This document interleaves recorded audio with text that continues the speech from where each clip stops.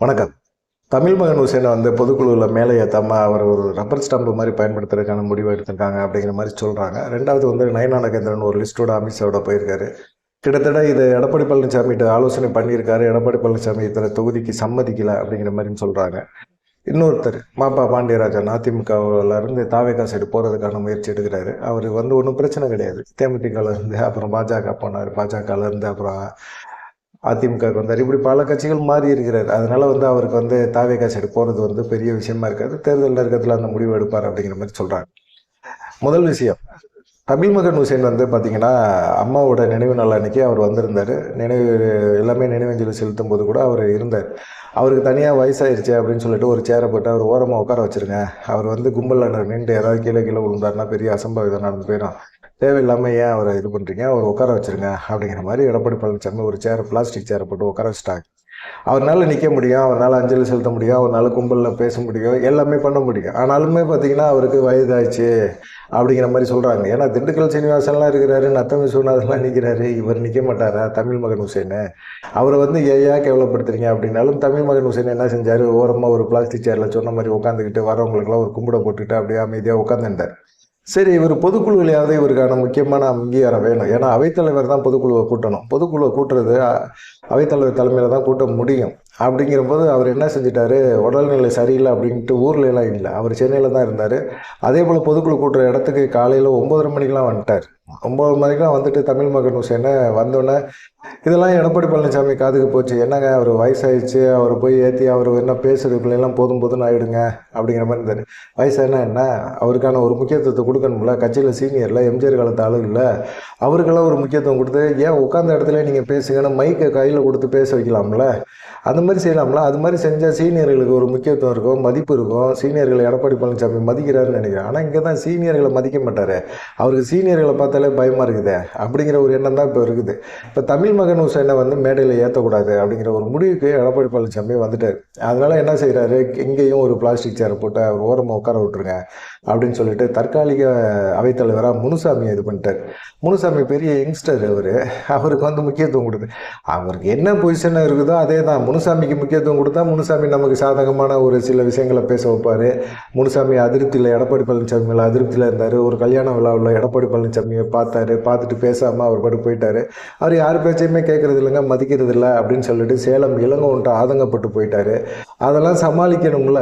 கட்சிக்குள்ளே உட்கட்சி பிரச்சனை தொடர்ந்து வந்துக்கிட்டு இருந்தால் நம்ம என்ன பண்ணுறது அப்படிங்கிற மாதிரி அவங்களெல்லாம் ஆதரிக்கிற மாதிரி அவங்களுக்கு ஒரு அவைத்தலைவர், தற்காலிக அவைத்தலைவர் அப்படின்னு சொல்லிட்டு இப்போ நிரந்தர அவைத்தலைவராக மாற்றிடலாம். ஒன்றும் பிரச்சனை இல்லை. இப்போ என்ன தமிழ் மகன் ஹுசேன்கிட்டருந்து கட்சி பதவியை பிடுங்கிறது ஒரு பெரிய விஷயமா? ஓபிஎஸ்ஸே ஒன்றும் இல்லாமல் பண்ணி விட்டோம். நம்ம தமிழ் மகன் ஹுசேன்லாம் என்ன, அப்போதைக்கு தமிழ் மகன் ஹுசேன் தேவைப்பட்டுச்சு. அன்றைக்கி இது தமிழ் மகன் ஹுசேனுக்கு நம்ம ஆதரித்தோம். இன்றைக்கி தேவையில்லை தமிழ் மகன் ஹுசேன்லாம் அப்படிங்கிற மாதிரி ஒரு இது இருக்குது. இது தமிழ் மகன் ஹுசேனுக்கு பெருத்த அவமானம். இது தன்னை எடப்பாடி பழனிசாமி ஆதரித்த ஒரு காரணத்துக்காக நம்ம கட்சிக்குள்ளே இவ்வளோ அவமானப்படுறோமே அப்படிங்கிற மாதிரி ஒரு எண்ணம் அவருக்கு வந்துருச்சு. என்னடா பண்ணுறது அப்படிங்கிற மாதிரி அவரும் யோசிக்க ஆரம்பிச்சிட்டாரு. எடப்பாடி பழனிசாமி கட்சியில் இருக்கிற ஒரு சீனியர்கள், அவங்க மேலே இருக்கிற முக்கியத்துவம் இதெல்லாம் கொடுக்கக்கூடாது அப்படிங்கிற ஒரு எண்ணத்தில் தான் அவர் இருக்கிறாரு அப்படிங்கிற மாதிரி எல்லாருமே பேச ஆரம்பிக்கிறாங்க. சரி, ரெண்டாவது மிக முக்கியமான ஒரு விஷயம் பார்த்தீங்கன்னா பிரவீன் காந்தி விஜய் சந்திப்பு. அவர் எப்படி பேசினார், விஜய் எப்படி பேச வச்சாங்க. காங்கிரஸ் தலைமை உத்தரவு இல்லாமல் பிரவீன் சக்கரவர்த்தி போய் எப்படி விஜயை சந்தித்து பேசியிருக்க முடியும்? ஏன் ராகுல் காந்தியோட ஒரு மிகப்பெரிய நெருக்கமான நண்பர், ஆலோசகர் அப்படிங்கிற மாதிரிலாம் சொல்கிறாங்க. அப்படிப்பட்டவர் திடீர்னு விஜயை போய் சந்திக்கிறாரு. அது தனிப்பட்ட விஷயம், தனிப்பட்ட காரணங்கள் அப்படின்னா அதை எப்படி ஏற்றுக்க முடியும்? இப்போ தேர்தல் நெருக்கம், திமுக கூட்டணிக்குள்ளே காங்கிரஸ் இருக்குது. காங்கிரஸோட கூட்டணி பேச்சுவார்த்தையெல்லாம் நடத்துறதுக்கு காங்கிரஸ் தலைமையில் ஒரு பொதுக்குழு போட்டு அவங்களும் 20ஆம் தேதிக்குள்ளே பேசி முடிக்கணும் அப்படிங்கிற மாதிரி ஒரு டிமாண்டெல்லாம் வைக்க ஆரம்பிச்சிட்டாங்க. காங்கிரஸ் அந்த அளவுக்கு தமிழ்நாட்டில் வளர்ந்துருக்கா அப்படின்னு கேட்டால் இல்லை. கேரளாவை பொறுத்த வரைக்கும் இப்போ சில மாநகராட்சிகளை கைப்பற்றிருக்கிறாங்க. அதனால் கொஞ்சம் தெம்பாக இருக்கிறாங்க. பீகாரை பொறுத்த வரைக்கும் பார்த்திங்கன்னா அடிவாயிட்டாங்க. ஆனால் இங்கே கேரளாவில் கொஞ்சம் வெற்றி பெற்றோன்னா ஒரு உற்சாகம் வந்துருச்சு. நமக்கு தமிழ்நாட்டிலே அதே போல் ஒரு வெற்றி கிடைக்கும் அப்படிங்கிற ஒரு நம்பிக்கை அவங்களுக்கு இருக்குது. அந்த நம்பிக்கையோடு அவங்க பேசுகிறதுக்கான முயற்சியெல்லாம் எடுக்கலாம். ஆனால் பிரவீன் சக்கரவர்த்தி எப்படி போய் விஜயை சந்திக்கிறது? இது திமுக தலைமைக்கு எரிச்சல் ஊட்டுமா ஊட்டாதா?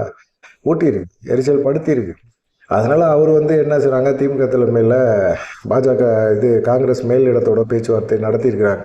எப்படி பிரவீன் சக்கரவர்த்தி போய் விஜயை சந்திக்க முடியும், எப்படி சந்திச்சார், எப்படி பேசினார் அப்படிங்கிற கேள்வியெல்லாம் வந்து கேட்டிருக்கிறாங்க. இல்லைங்க, அது தனிப்பட்ட முறையில் அவர் போய் பேசியிருக்கிறாரு, நாங்கள் வந்து எந்த விதமான அனுமதியும் கொடுக்கல, அவர் வந்து தனிப்பட்ட முறையில் போயிருக்கிறாரு, அதை எப்படி இது பண்ணுறது அப்படின்னா, ஒரு கட்சியில் முக்கியமான ஒரு பொறுப்பில் இருக்கிறாரு, நம்ம இந்திய கூட்டணிக்குள்ளே இருக்கிறோம், திமுக கூட்டணியில் தமிழ்நாடை பொறுத்த வரைக்கும் இருக்கிறோம். அப்படிப்பட்ட ஒரு சூழ்நிலையில் உங்கள் பேச்சையும் மீறி ஒருத்தர் திமுகவை எதிர்க்கணும், திமுகவை ஆட்சியை அகற்றணும் அப்படின்னு சொல்லிக்கிட்டு இருக்க ஒருத்தர் கூட போய் இவர் பேசுகிறாரு அப்படின்னா, அதை எப்படி நீங்கள் கூட்டணி கட்சிக்குள்ளே இருந்துக்கிட்டு அதை வேடிக்கை பார்ப்பீங்க? அவர் தனிப்பட்ட விஷயமா போய் பார்த்தாரு, போனார், வந்தார்னு சொல்கிறத எப்படி ஏற்றுக்க முடியும் அப்படிங்கிற கொஸ்டினை வந்து திமுக தலைமையில் வச்சுருக்காங்க. நீங்கள் ஒன்று என்ன செய்யணும், பிரவீன் சக்கரவர்த்தி மேலே ஒரு நடவடிக்கை எடுக்கணும். அப்படி எடுக்கலை அப்படின்னா நீங்கள் கூட்டணி தொடர்பான பேச்சுவார்த்தை நடத்துறது வேஸ்ட்டு, நீங்கள் நடத்தாதீங்க அப்படிங்கிற மாதிரி திமுக வந்து அதிருப்தியில் இருக்கிறாங்க. இவங்களும் பார்த்தீங்கன்னா 234 தொகுதிக்கும் காங்கிரஸ் வந்து வேட்புமனு கொடுக்குது. என்னடா நடக்குது டே அப்படிங்கிற மாதிரி தான் இருக்குது. ஒரு பந்தா காட்டலாம், அதுக்குன்னு இவ்வளோ பெரிய பந்தாலாம் காட்டக்கூடாதுல்ல அப்படிங்கிற மாதிரி எல்லாருமே பேச ஆரம்பிச்சிட்டு இருக்காங்க. சரி, இது ஒரு சைடு போயிட்டு இருக்குது. அப்புறமா பார்த்தீங்கன்னா இப்போ ஓபிஎஸ் வந்து ஒரு முடிவு எடுப்பார் அப்படிங்கிற மாதிரி இருக்குது. அமித்ஷா வராரு, 15ஆம் தேதி வராரு, வந்தோடனே அமித்ஷா வராரு. இப்போ சசிகலா வந்து ஒரு முக்கியமாக வந்து பாஜக தரப்பில் இருந்து பேச்சுவார்த்தை நடத்தியிருக்கிறாங்க அப்படிங்கிற மாதிரி இருக்குது. ஏன்னா எடப்பாடி பழனிசாமிக்கு வந்து ஓபிஎஸ், டிடி தினகரன் இவங்க மேலே கடுப்பு இருக்குது. அதனால் முக்குளத்து சமுதாய ஓட்டுகளை வந்து வாங்கணும் அப்படின்னம்னா, சரி இவங்க 2 பேர்த்தையுமே வந்து எந்த காரணத்தையும் எந்த சூழ்நிலையிலையும் சேர்க்க முடியாது அப்படிங்கிற ஒரு எண்ணத்தில் இருக்கிறார். ஆனால் சசிகலாவை சேர்க்கறதுக்கான முயற்சியை வந்து பாஜக எடுக்குது. ஏன்னா இவங்க 2 பேருமே இல்லைனாலும் சசிகலா வேணும் அப்படிங்கிற ஒரு இதுக்கு வந்துட்டாங்க. ஏன்னா தென் மாவட்டங்களில் சசிகலா மூஞ்சியை காட்டினா கூட முக்குளத்து ஓட்டு விழுவும் அப்படிங்கிற மாதிரி அவங்க யோசிக்கிறாங்க, பாஜக யோசிக்குது. அதனால வந்து சசிகலாவோட பாஜக மேலிட முக்கியமான பொறுப்பாளர்கள் வந்து பேச்சுவார்த்தை நடத்துகிறாங்க. இதில் வந்து என்னன்னா, எடப்பாடி பழனிசாமியை அவங்க இது வரைக்குமே பேசலை, திட்டலை. எடப்பாடி பழனிசாமியை வந்து அவங்க எந்த விதத்துலையும் விமர்சனம் பண்ணலை. அதை தாண்டி வந்து திமுக திரும்பவும் ஆட்சிக்கு வரக்கூடாது அப்படிங்கிறதுல மட்டும்தான் இதாக இருக்கிறாங்க. அதுவும் இல்லாமல் இது சசிகலா உள்ள கட்சிக்குள்ளே கொண்டு வரதில் வந்து எடப்பாடி பழனிசாமிக்கு தயக்கமே இல்லை. எடப்பாடி பழனிசாமி சசிகலாவை கட்சிக்குள்ளே சேர்க்க மாட்டேன்னு சொல்லலை. பாஜக இப்போ ஒரு அழுத்தம் கொடுத்தாங்கன்னா சசிகலாவை சேர்க்கறதுக்கு வாய்ப்புகள் இருக்குது. ஓபிஎஸ் வேணாங்கிறாரு, டிடிவி தினகரனா வேணாங்கிறாரு. சரி, சசிகலா உங்களை விமர்சனம் பண்ணவே இல்லையே, உங்களை முதலமைச்சர் ஆகிட்டு போனவங்க, நீங்கள் தான் துரோகம் பண்ணியிருக்கீங்க. சசிகலா உங்களை எதிர்த்து ஒரு வார்த்தை கூட பேசவே இல்லைல்ல. திரும்பவும் அவங்க திமுகவை தான் விமர்சனம் பண்ணுறாங்க. இது பாருங்கள், நாங்கள் ஒருங்கிணைந்த அதிமுக செயல்படுவோம் அப்படின்னு தான் பேசுகிறாங்க.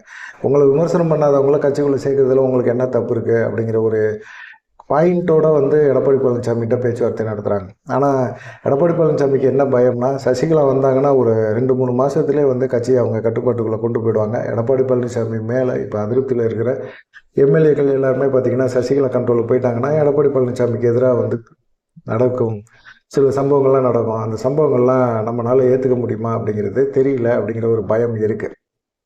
சரி, இந்த மாதிரி சூழ்நிலையில் சசிகலாவோட பாஜக பேச்சுவார்த்தை நடத்தி கொண்டு வரும்.